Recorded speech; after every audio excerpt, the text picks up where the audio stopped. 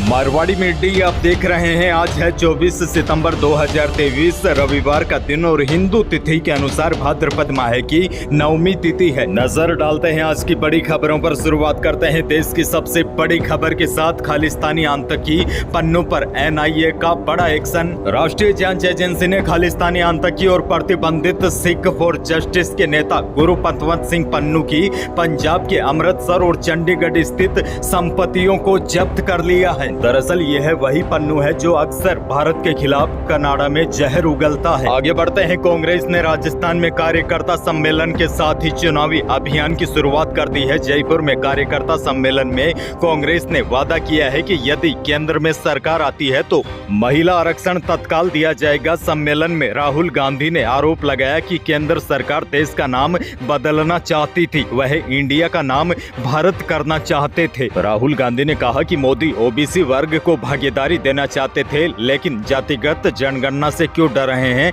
वह अडानी से भी डरते हैं। बीजेपी वाले जब वोट मांगने आए तो उनसे पूछना कि जातिगत जनगणना क्यों नहीं करवा रहे हो। बहरहाल आगे बढ़ते हैं। राजस्थान से बड़ी खबर। पीएम नरेंद्र मोदी आज रविवार को वीडियो कॉन्फ्रेंसिंग के दौरान प्रदेश को तीसरी वंदे भारत ट्रेन की सौगात देंगे। रेलवे अधिकारियों के अनुसार प्रधानमंत्री वर्चुअली हरी झंडी दिखाकर ट्रेन को रवाना करेंगे। उद्घाटन स्पेशल वंदे भारत उदयपुर से दोपहर 12:30 बजे रवाना होकर शाम करीब 7:20 पर जयपुर पहुंचेगी। जयपुर जंक्शन पर 30 मिनट के ठहराव के बाद वापस उदयपुर के लिए रवाना होगी। ट्रेन उदयपुर से रवाना होकर मावली, चित्तौड़गढ़, भीलवाड़ा, विजयनगर, अजमेर, किशनगढ़, नरेना, फुलेरा, आसलपुर, जोबनेर स्टेशनों पर ठहराव करेगी। वहीं देखिए, सोमवार से इस ट्रेन का उदयपुर से जयपुर के बीच नियमित संचालन होगा। बहरहाल आगे बढ़ते हैं। राजस्थान से एक और बड़ी खबर। राजस्थान में मुस्लिमों को एक भी टिकट नहीं देने की अब तक चली आ रही चर्चाओं के उलट भाजपा इस बार चुनाव में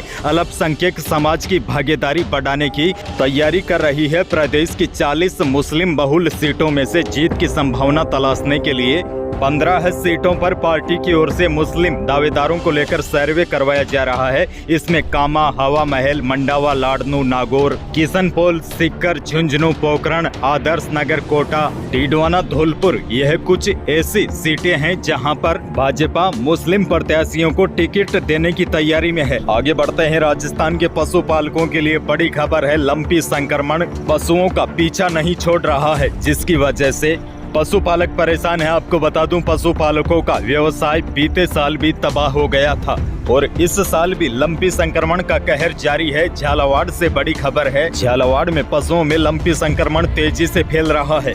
मीडिया रिपोर्ट्स की माने तो झालावाड़ में करीब 1.5 दर्जन से अधिक गायों में लंपी रोग फैल चुका है। सरकार की तरफ से भी लंपी वायरस को रोकने के लिए कोई पुख्ता इंतजाम नहीं किए गए हैं। ऐसे में पशुपालकों को अपने स्तर पर ही उपचार करना पड़ रहा है। आगे बढ़ेंगे, लेकिन उससे पहले प्रदेश के मौसम से जुड़ी बड़ी खबर है। बंगाल की खाड़ी में बने लो प्रेशर सिस्टम का असर राजस्थान के कोटा, उदयपुर, जयपुर और भरतपुर संभाग के कई जिलों में देखने को मिला। बीते 24 घंटों के दौरान कई जिलों में बारिश का दौर देखने को मिला। अब बड़ी अपडेट ये है, इस सिस्टम का असर आज 24 सितंबर को भी राजस्थान के कई भागों में देखने को मिल सकता है।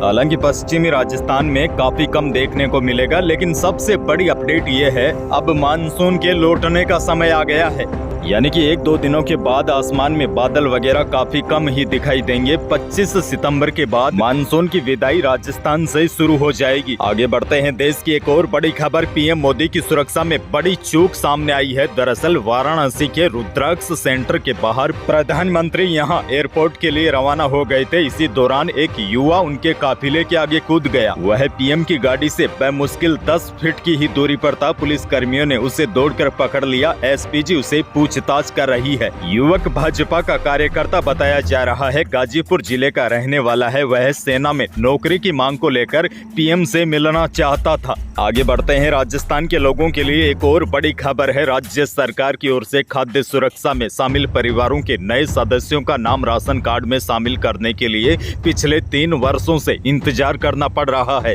जानकारी के अनुसार राज्य सरकार ने अभी तक पुराने राशन कार्ड में परिवारों के किसी भी सदस्य का नाम शामिल कर करने की प्रक्रिया को शुरू नहीं किया है, जिसके चलते प्रदेश के लाखों परिवारों के नए सदस्य राशन कार्ड में शामिल होने के लिए इंतजार कर रहे हैं। मिली जानकारी के अनुसार मई 2020 यानी कोरोना महामारी के दौरान से राशन कार्ड से नए सदस्यों के नाम शामिल करने की प्रक्रिया बंद की गई थी, जिसके बाद से अब तक खाद्य सामग्री प्राप्त करने वाले पुराने राशन कार्ड में नए सदस्यों के नाम शामिल नहीं हो रहे हैं। इससे कई लोग सरकारी योजनाओं से वंचित हो रहे हैं।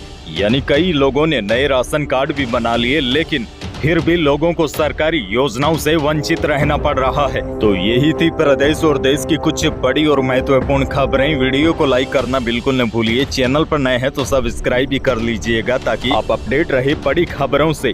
धन्यवाद।